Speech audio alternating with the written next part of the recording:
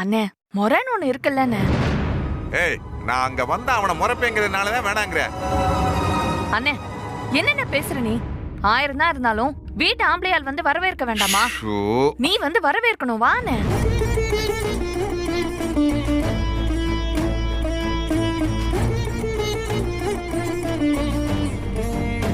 ஏப்பா என்னப்பா இம்புட்டு நேரம் வாசல் நின்னுட்டு இருக்கோம்? உள்ள வாங்கன்னு சொல்றது ஒரு ஆளு கூட காணும். பாத்தீங்களா என்னத்த விசேஷம் நடத்துறாங்க?